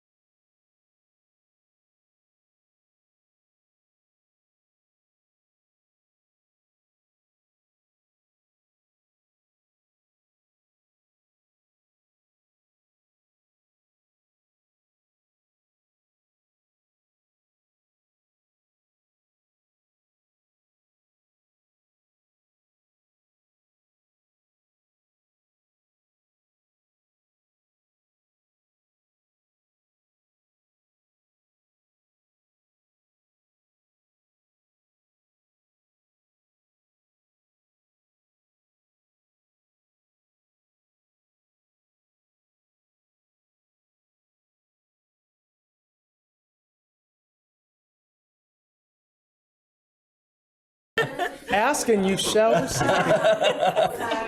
She did ask. All right, thank you, everyone. We're back in session. And we'll move now to public hearing 1. And it's the FY 2024-2025 Annual Operating Budget and Capital Improvement Plan presented tonight by Amanda Grogan. All right. Yay, budgets. I'm pretty sure, there you go. I'm pretty sure that you guys are all familiar with the budget. Some of the updates that we've made, we've been going through this process for months now. So we are looking at a budget of $219.5 million. The majority of that is general fund. It's $118 million, electric at 60, water sewer at 28, and non-major funds and capital funds at 9.5. So one thing that's important to note is if you take out those non-major capital funds, we are up 6.8%. So there's a notation that 3.29% decrease is from the amended FY24 budget, and a lot of that's tied to some of the projects and transfers out. So project funds, the majority of those this year are tied to general fund. Last year they were tied to water sewer fund, as we had a lot more water sewer projects that we were allocating funds for. The majority of these funds are tied to a lot of our parks and recreation projects, Pleasant Park, the street hockey project, Greenways, Kids Town, and the Environmental Education Center. So noted. Design, right? Design. The big one comes later. So for the general fund, we're looking at a total budget of 118, like I said. You'll see a lot of that those projects, a lot of that's tied to our transportation. We have everything from additional street paving, the Olive Chapel and Barbecue Road project, to some of the parking mitigation things like the Saunders parking displays and implementation of that technology, transit, Environmental Education Center. Did I say that? The first phase of the town solar project, and then some very exciting new projects like the brine equipment location and HVAC and chiller upgrades for town facilities. 37 new personnel this year, so that is spread across a lot of our different service areas. 1 for the town clerk, 15 in public safety, 3 internal services, which are things like IT and fleet, 5 community development and neighborhood connections that's tied to our call center, community connections call center, 6 parks and recreation, 6 development services, 1 solid waste. It's important to note these are not all full-time. Some of these are part-time benefited as well. Solid waste collection, we'll be looking at an increase of 35 cents. This is in line with our contract to increase 2.5%. The tax rate is presented at 34 cents, which is down 10 cents from our current tax rate of 44, and up 3.8 from revenue neutral. Vehicle tag fee does not change. So what do you get for that? If you look at the dollar graphic, that is the overall annual budget, kind of the different categories that it goes to. If you look at the left-hand side, this is the 3.8 cents. So these are the different things that above revenue neutral goes to help fund. Those are those positions. We've got different things for parks and recreation. We've got different things for transportation, increases in pavement management, sidewalk connections, increases for greenway connections, wayfinding, transit program expansion, and then addressing some of the ADA accessibility things in sidewalks and parks. And of course, pursuant to General Statute 158.7.1, this is also the public hearing on economic development expenditures, which are primarily the economic development incentives, and then we have some social programs, Think Apex, the downtown promotion.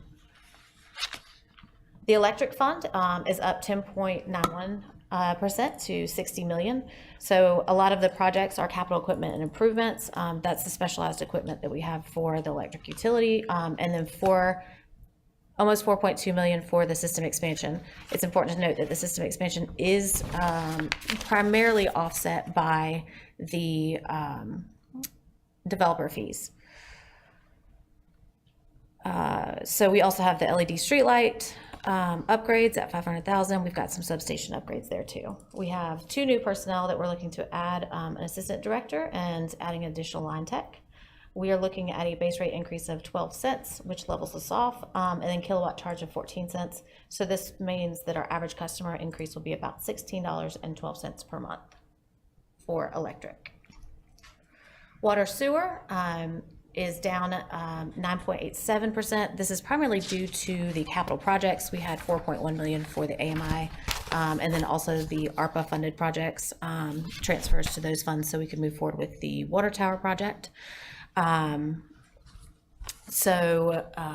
That's where that tie comes through. And $1 million decrease for the sewer treatment plant improvements this past year. So we're looking at 2 new personnel, an engineering manager to oversee utility engineering side of things, and then a utility crew supervisor. We're looking at a 4% base and volumetric rate increase. It would equate to $3.14 per month for our utility customers. The stormwater fund is working to get established, continue to be established from where we set it up originally, and separate it from the general fund.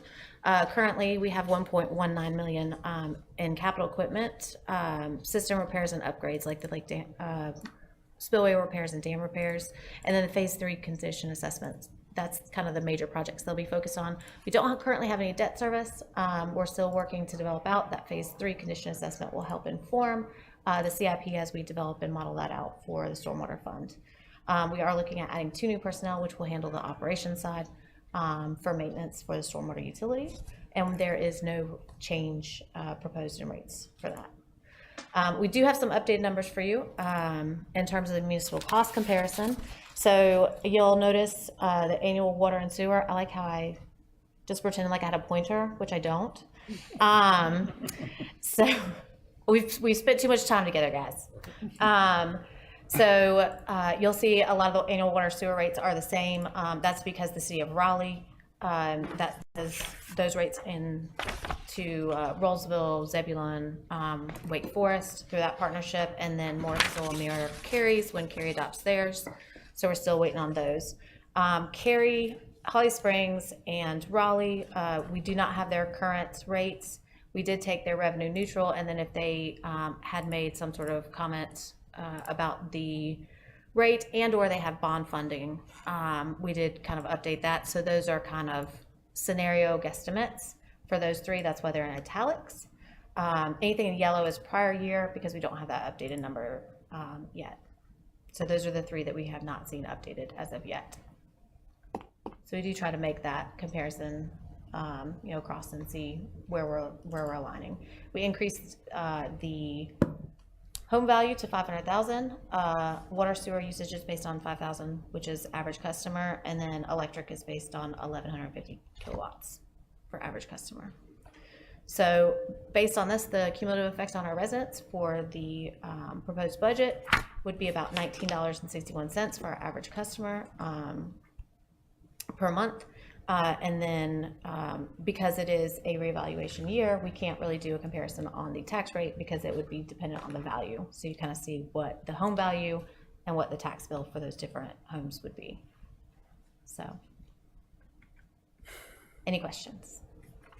Thanks, Amanda. Any questions, Council? I had a comment, actually.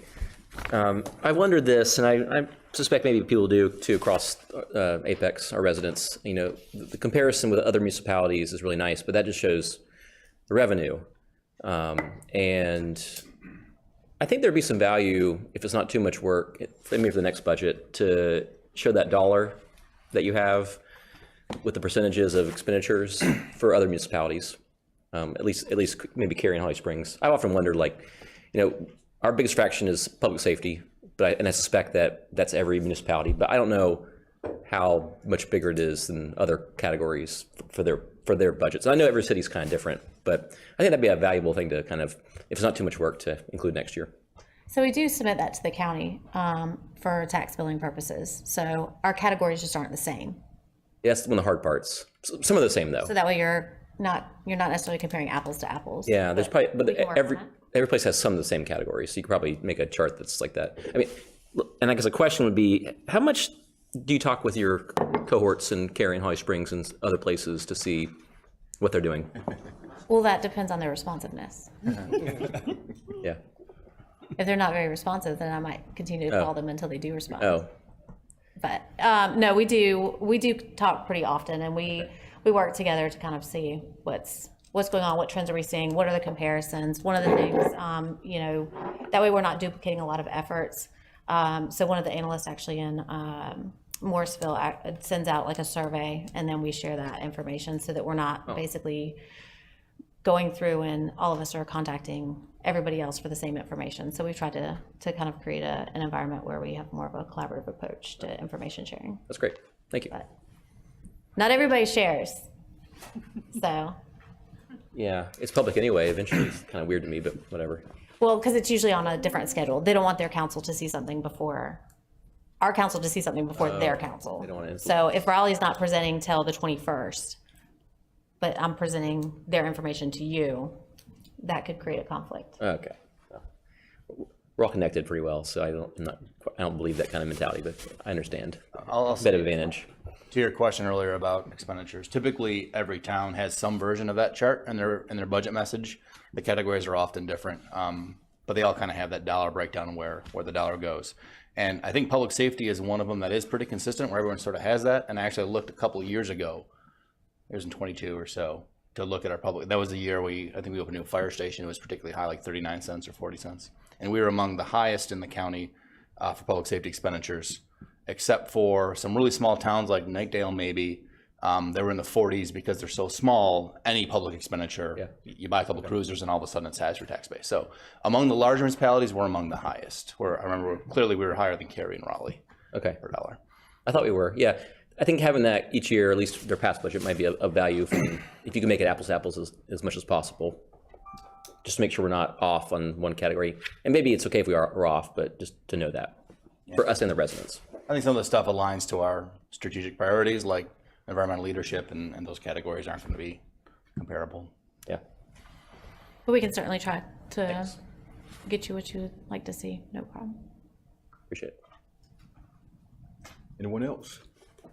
I want to thank you for your hard work on the budget to this point. I know it's been a long several months for you and your team, and year, yeah. Well, some of the months were short early on, maybe. I don't know. The long ones are starting to come. But I appreciate all the work you put into this. I think it's an excellent budget. I think it addresses the needs and the priorities of the town. I'm very happy that our tax rate is among the lowest increases that I've seen. Your first chart had Zebulon at 0 cents, but what they meant was 0 cents above last year, not revenue neutral. So they actually came in at like 11.5 cents or something. Was there increase this year? Yeah, we're not sure. Let's see. Zebulon just did they had their meeting Monday. Yeah. So they went in with keeping the same rate as last year and just absorbing the reval, which is not the approach we've taken. And I'm proud of the way we go after it and what we're doing in this budget. So. Yeah, I want to echo that. Like I really appreciate all the hard work.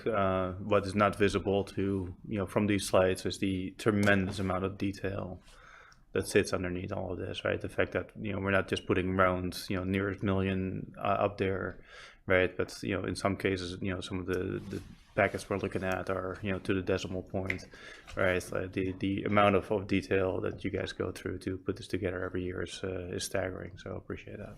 It's certainly a team effort. I'm very fortunate. So, all right. All right, thank you. All right, we'll go ahead and open up the public hearing for comment. And tonight we have one speaker, Elizabeth Raystead.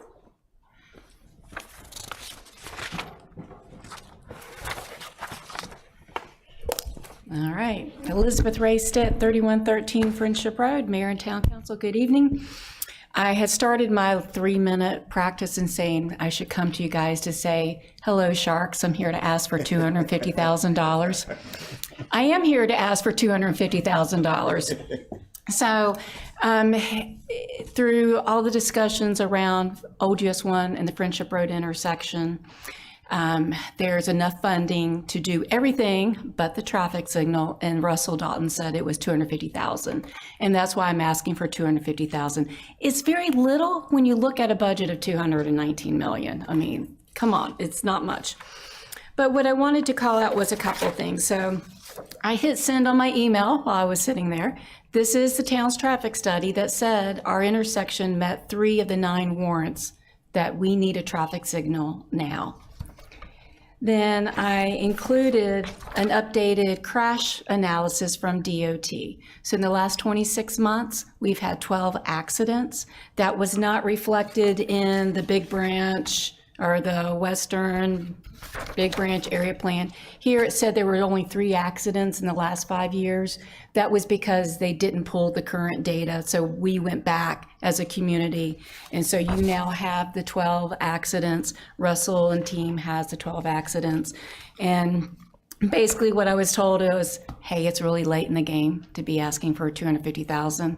But I listened to you guys' budget workshop on May 2nd. Y'all were talking about being #1 in solar. Can we be #1 in safety as well, please? So if we get a no here, we have already started talking with the state legislature, some of the contacts there to look for funding. DOT has already turned us down. After that, if we can't get any yeses, we're going to start a GoFundMe campaign and look to try to raise the $250,000. If you guys would come out day after day and sit there and listen to the number of times people are now honking their horns because they are so tired and frustrated, the number of hand gestures, the number of times people are pulling into people's yards and driveways and turning around because the backups are just that ridiculous.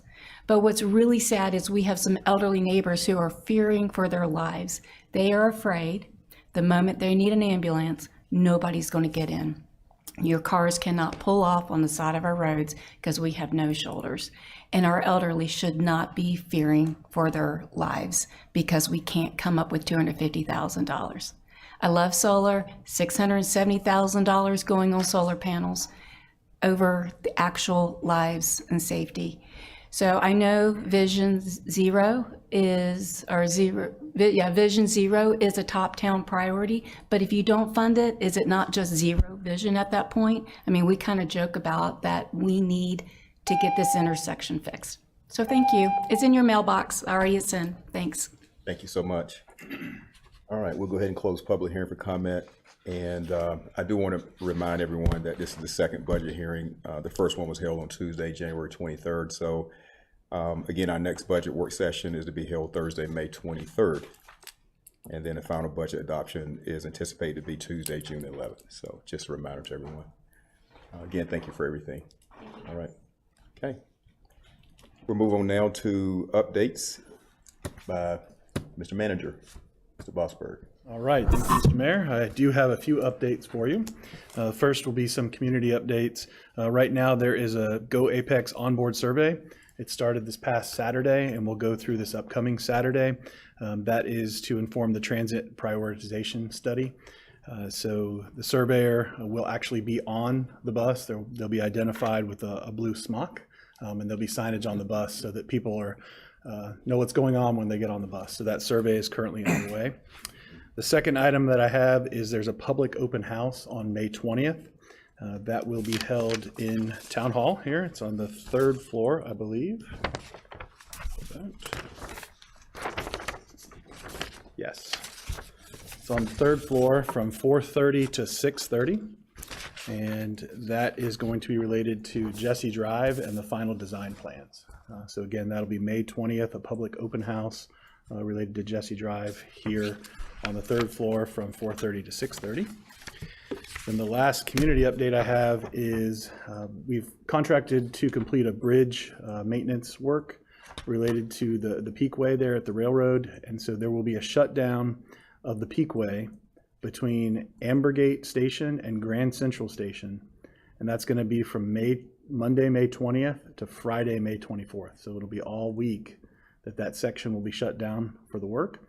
There will be identified detours and signage out about that, but I just want to put that out for the community. It's 3 updates. And then the last item I have is related to Senate Bill 166. And I believe Mr. Coleman sent an update last week to council about that bill. And there are several items in that bill that impact us as a local government. One in particular is the item that we are currently researching as staff for council related to the residential sprinkler item. So that is set to come back to the council in June. We just wanted to have this checkpoint to make sure council wanted that to proceed. We're probably about halfway through what we want to prepare for council. So we've got some additional work to do on that item. We're fully prepared to continue that work and to bring it to you in June, but wanted to have kind of a checkpoint. I believe the update that I heard was, according to our lobbyist and some of the other sources, there's a high likelihood that that provision is going to pass at the state level. But we're happy to proceed if council wants, or we can pause and see what happens at the state level. Okay. I will say in the Metro Mayor's update last Friday, they were also of the opinion that it's moving rapidly and it's going to pass. And there's been a lot of work already done by staff, and I would hate for more work to be done, and I would say for no reason. What I would like to do is see for discussion if we want to take a look at pausing it, and let's see what they do in General Assembly. Comments? I would agree on a pause. I'm hopeful that it actually is a short session this time, and that the pause will be short, particularly. I just don't want to have staff spin their wheels on something that's not going to be allowed. You're not wrong. I would say, though, the work that staff's done to date, I mean, we could pause it, and if it comes to not needed, I would still like to see what we have, wrap it up. You know, maybe not expand your efforts, but, you know, is what it is. Okay. Yeah, same. Frustrated, right? For those of us that were in the Peak Academy presentation earlier today, we talked about, you know, what the state allows the town to do and how they can change their mind at any time for good reasons or none. This seems to be falling in the no good reason category, and you know, where the state is reducing our abilities in terms of what we can require in terms of building safety, eroding the municipal you know, capabilities there, municipal government capabilities, and that frustrates me, but more to the point, let's pause the effort from staff until we have clarity as to where 166 is going. Would you clarify, Mr. Vosberg, about if it is paused, is there a presentation that can be had, or would that be helpful, or is it more like it's not ready for a presentation and therefore a pause would mean delaying that work session? I don't think it's ready for a presentation. That doesn't mean we could do a little effort to get something presented, but there's still a little bit of work that we need to do on that for presentation. Okay. Anybody else? Is there a format, Terry, that you, besides a work session, that would be good to? Is the work session intensity? Is that the problem, or is it just, can we just slap a binder on it and just send it to us? I mean, we can certainly give you what we have. It's not that we do have information ready. Just our initial review, we felt like it needed to be more in depth, and we need to get a few more things together, but we can certainly give you what we have on the issue. I would recommend that it might be better just if you could provide that to us in paper form. Mm-hmm. That way we get a chance to review it, and then if we have questions, we can always bring that up at a work session. Okay. Knowing that, you know, human resources are a valuable thing at this time, particularly in the middle of a budget season, it seems prudent that we, if you can, refocus those efforts to other things that are going to be a little bit more burning. And then if the General Assembly should surprise us, at least we're in a position to move forward. You got what you need, sir? Yes, sir. Thank you. Okay. All right. Anything else? All right. Is there a motion to go into closed session for the three items listed? Motion to go into closed session. Second. Second. I think I heard Give it to Terry. Mr. Wonderful. Happy. All right. All in favor, say aye. Aye. Opposed? All right. Pass unanimous. Mr. Wonderful. I see what you did there.